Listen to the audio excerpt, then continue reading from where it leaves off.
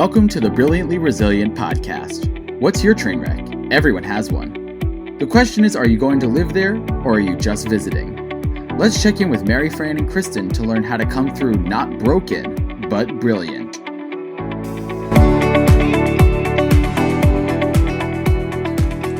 Hey everybody, welcome to another episode of Brilliantly Resilient Live. And before we jump into the really cool stuff that we're going to bring you today, we have a super important message for you. Did you hear that Brilliantly Resilient, the book, is out in the world and it landed on the top 100 bestsellers list? That's where it debuted. We're so excited. Go get it at Amazon.com. Search Brilliantly Resilient and you'll see it in Kindle and paperback. Enjoy. Hey everybody, welcome back to another episode of Brilliantly Resilient Live. We are already being silly and laughing here because it's a holiday week. It is Thanksgiving week. Whoop, whoop. Hey, one of my favorite, actually my favorite holiday because as I just said, I don't have to buy anything but food, which is kind of my thing anyway. I mean, I pretty much think about food 24 hours a day. After I finish eating, I start thinking about what I'm going to eat next. Yeah. So, even when we're about to launch a phenomenal episode, incredible guests getting ready to come on, do not interrupt Mary Fran's eating time with any episode recording or any news that may change the world. It'll all be there when she's done. If I'm eating, I'll call you back. Okay. All right, let's switch gears off of eating now that people want to hit pause and go run and get a snack and talk about our theme for the week, which is gratitude. Gratitude. Yay. We need sound effects on our set. This year out of the last several, I think so many people feel gratitude for things. And you always do that. Well, what are you grateful for this Thanksgiving? But I think most of us are just grateful to be back together again. Yeah. And you and I were talking before we started about how, as fraught as Thanksgiving can be when you're around your family and everybody kind of regresses into those roles that you had when you were kids, there is also a beauty in knowing that no matter what happens, you're around your people and these people would do anything for you, even if you kind of want to choke each other or throw mashed potatoes over the Thanksgiving table for some stupid argument. But this being back together after last year, where Thanksgiving was broadly canceled, is just such a thing to be grateful for. Yeah. And, I realized at different points of my life, I've realized just how much these holidays like Thanksgiving, Christmas, the different times that my family gets together have become, or have always been, I guess, this incredible foundation in my life that, they say the word grounding. I don't quite get that all the time, but I'm feeling it this year. And I have felt it over the years at different points in my life when I really just wanted to relax with my people that get me. I have this morning mastermind I'm in every day, Monday through Friday. And I was telling them this morning that, my family just didn't have a lot growing up. There was 157 kids in the house. Okay. There's 5 of us in a very tiny little house. It felt like 157. Felt like 157. And one of my aunts and uncles, they had 9 kids, like on that side of the family. There was a lot of cousins on that side. And there was a point in time when my house was so small, but my parents were determined to find a spot for everyone that wanted to come. And there was a couple of years of all of the cousins coming. And we used to do it at my grandmother's house too, in Mayfair, that was even smaller. We would all get together and you just found a place, you just found a spot. One year, my dad was like, oh, everybody's coming. I'm going to build a table that will fit them all. Building something. I know. And here's how different my parents are. My mom was always like, the fancy place cards and everything has to match and it's an experience from the time you walk into her house, like the things outside of the house leading you. It's like Disney. And then you walk in, you have this whole experience. And then my dad's like, I'm going to fit everybody. And he built this table that I swear it went from one end of the house to the other. Oh my God. And everybody sat around it. It was absolutely incredible, except we didn't quite give a thought to the fact that, 150 million people on one side of the table. Somebody's going to have to get up and go get something. And you couldn't get around. Go under the table. So you were either going under or had to yell to somebody on the other side of the table to go get it for you. Well, that was like just lovely with, people commanding. It was so funny. And then the next year, people got there early to get a seat on the side. And they had access. Oh my gosh, that's so funny.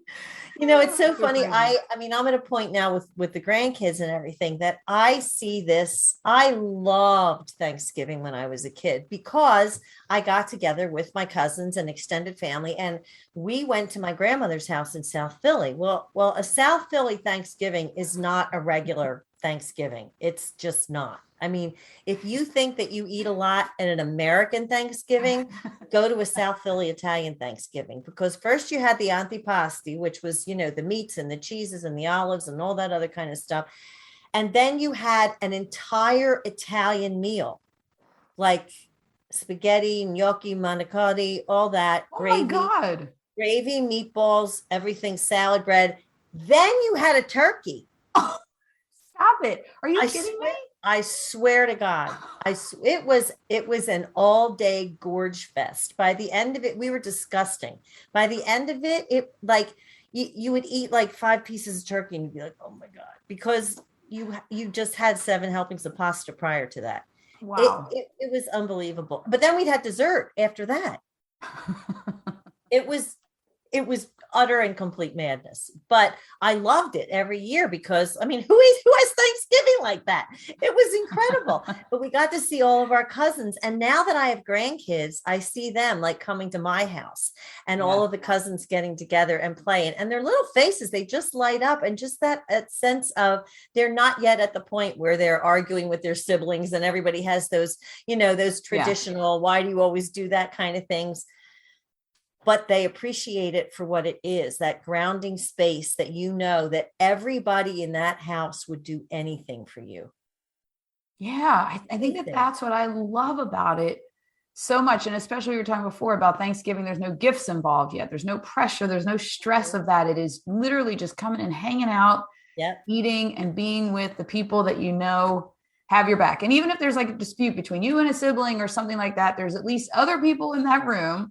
And it's also a testament to how our families, the core values of families and whatnot, because my parents just didn't allow that. It was like you had to leave all that outside and come in for the holiday and do the holiday, live in gratitude, be respectful of everybody else in the room.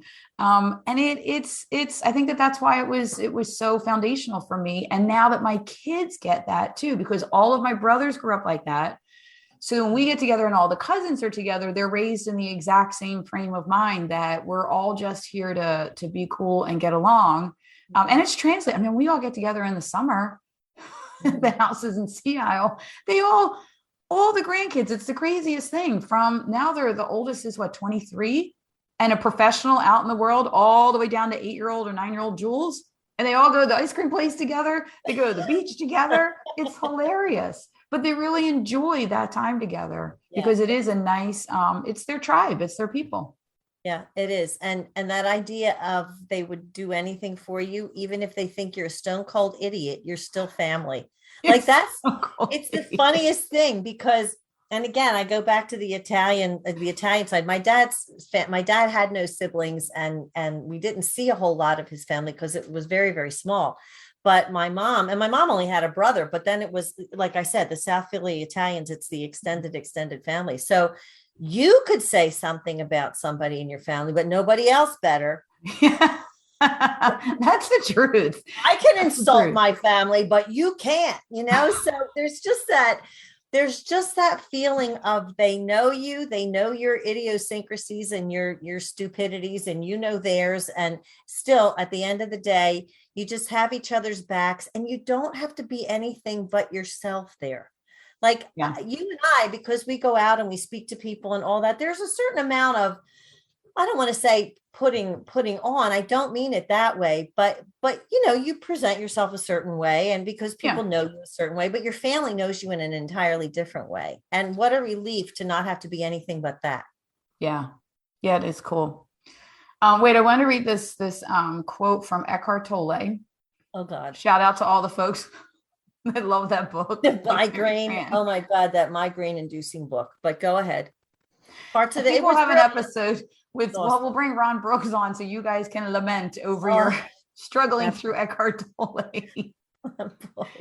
But anyway, he says, acknowledging the good that you already have in life is the foundation for all abundance. And honestly, this is one of the biggest lessons I learned growing up from my parents, because we were always, not always like 100% of the time, but it was very big in our family to focus on the blessings and the good. Mm-hmm. And what a nice foundation to get you through when stuff wasn't that great, but there was more good than not good. And if there wasn't, if you had a day where it was overbearingly crap and something was just too hard, you could not find the good. My mother has the secret recipe. She would say, have a cup of tea and go to bed because things are always better in the morning. And she was right. But we were so grounded in gratitude that I know that that's why everybody wants to come back to my parents' house. Everybody wants to come back to get together, because you just get that, like, you're rejuvenated again to get out in the world. Yeah. And I, as I've gotten older and become more aware of the world and realize just how blessed we are, the lines in the grocery store, they drive me crazy, but I'm in a grocery store, so I even try when I'm in those situations, those little things that, can be modern annoyances of modern life. If you frame them in a different way and you go, but you're in a grocery store and there are 70 kinds of toothpaste, like it's, look at it that way. And it suddenly shifts your perspective to those moments of gratitude and just gratitude for everything. I mean, I just be grateful to have a bedroom to go to at night that's quiet and calm, those things. And the focus of gratitude on the Thanksgiving holiday, it really can do a lot to cement the end of your year and your year moving forward into next year. That whole idea of gratitude is so empowering.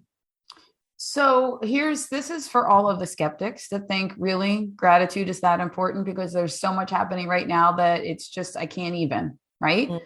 This is from Hal Elrod. Listen to all the things in this about gratitude. He says people, and I'm looking to the side because that's where my other computer is, because I'm fancy now. I usually look up at the ceiling. I don't know why. Nothing's written up. This Hal Elrod says people who regularly practice gratitude, here we go, experience more positive emotions, feel more alive, sleep better, express more compassion and kindness, and even have a stronger immune system than people who don't regularly practice gratitude. I can 100,000% attest to that. It is absolutely true. And I do actually sleep a heck of a lot better when at the end of the day, I do exactly what you did, Mary Fran. Even on the days where 800 things went wrong, if I lay there and think, but what did go right or what could go right tomorrow? Sometimes I have to go to tomorrow. Maybe this will go right tomorrow. Or this was right last week, where I'm grateful that at least I have this. Then I sleep, because otherwise my head starts to spin out of control in all the negative, and it doesn't work for me. Mm-hmm. No, it doesn't. And we were talking before we started to record here about how gratitude is one of those emotions that opens you out to the world. When you start to look outside of your own, wounded psyche or your angry psyche, those emotions close you off. Those emotions have you completely you focused, center focused on you.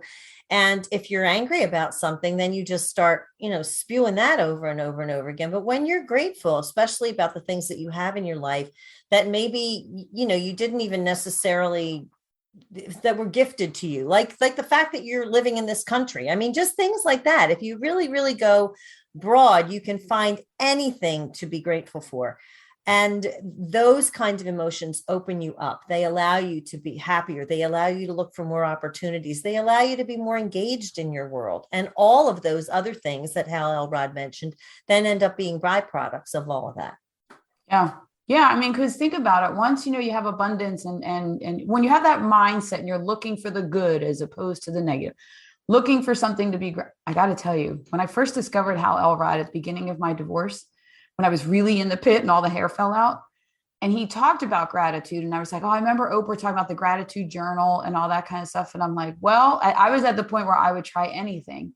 And at the end of the day, all day long, I'd be like, this is going wrong. And I'm like, I need to have one thing that I write in the gratitude page at the end of the day. Like I started to look for it, to find something to be grateful for in all of the muck and the mess. And I'm like, it actually did start to reframe that. Then I would find more things and more things. And the thing was, for me, it just made me, at least for a minute, to stop focusing on the negative. And then there was another minute and another minute. And then now we're, 4 or 5 years of all those minutes of focusing on good things. And then good things kept coming because I had the energy to go out and get them. Oh my gosh, absolutely. And if you get super, super basic, like I said, you got the fact that you live in this country, the fact that you have a full refrigerator, the fact that you have a car that you can get places you need to go. I mean, you can get super basic, but when you frame what you have in relation to the rest of the world, it's very easy to be grateful. Yeah. We have to give, I know we say so much about the US, and this Thanksgiving is the US. This is like gratitude is a worldwide thing that everybody can practice. And we have to give a big shout out to our buddy, Ash from Australia, who was super fun and came on here. In our first 100 episodes, I think we found him, yes. right? Yeah, he did. Ash Manuel. He has the Growing with Gratitude company, organization, and program that he goes out into schools. He just got this mega award in Australia for like a top mental health program in the country, because he's been to over 800 schools with this Growing with Gratitude program. And he based it all on gratitude being such a core element of resilience. I got to find the thing. Oh, he did a study about the most successful people. The highest majority of them mention gratitude as one of their key elements. I think you said gratitude and happiness are the keys to success and achievement. How about that? So he goes in and does this whole kids program and gets them thinking in a more grateful mindset. Can you imagine if this whole world would spend at least the majority of their day looking for things to be grateful for, as opposed to things to complain about? Mm-hmm. Would Twitter even exist, people? Would it even exist? I wouldn't have to mispronounce what it's called anymore, because the tweeter would crash if everyone was in gratitude. Gone. The tweeter would be gone. And I can't say that would necessarily be a bad thing. Sorry to all you tweeter people out there. But, the idea of teaching this gratitude, this as a skill to children and to kids, to teach them to recognize their blessings. There's so much about that engenders positive emotions, the idea of being grateful for what you have. And that's so important, especially, every kid goes through those teenage years where your emotions run crazy. If you can build a foundation of gratitude and positivity early on in kids, it can really help them get through those really challenging times of the teenage years, and then allow them to continue to build on that into adulthood. Yeah.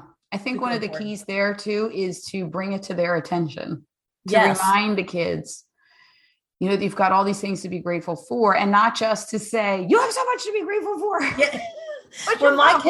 When my kids were teenagers, that's pretty much what I did. I screamed at them most of the time. And then I was like, okay, we're going to put a gratitude journal on the kitchen table, and everybody's got to write one thing a day in it. And they did. And sometimes it was like, I'm grateful for my annoying mother, sometimes it was stuff like that. But it did teach them to think, if only for the minute that they were thinking about something to write just to shut me up. It did give them that moment to think about something that they were happy that they had and were grateful for. So, and that's bringing it to even like a current kind of thing of how kids communicate in all these days. Back when our divorce journey started and things were really bad, we did, and for the first time they weren't with me on 1 or 2 nights a week, and the first time in my whole entire life, during the month of November, we did a group text, me and my 3 kids, and it was like things that we were grateful for. Of course, there were some times that I won't mention which children only put an emoji. Like they had to contribute by the end of the day, and there was like an emoji of like a slice of pizza. Mitch. We won't say who it was, Mitch. Oh, and by the way, your family, you're mentioning that your kids had to do, gratitude, and that the cousins all get together. Your daughter did chime in on our live broadcast here. Oh, did she? What's she? Yes, about Thanksgiving. And she says, well, Franny, it sounds like you want all the grandkids to sleep over. all Thanksgiving. Sue will be bringing suitcases since they love it so much. I was sick last week. She is desperate. Yesterday, she sent me a text message late at night. She went, "Okay, I've had it. I'm sick of watching your grandchildren." Get your act together and get healthy. Mama needs a break.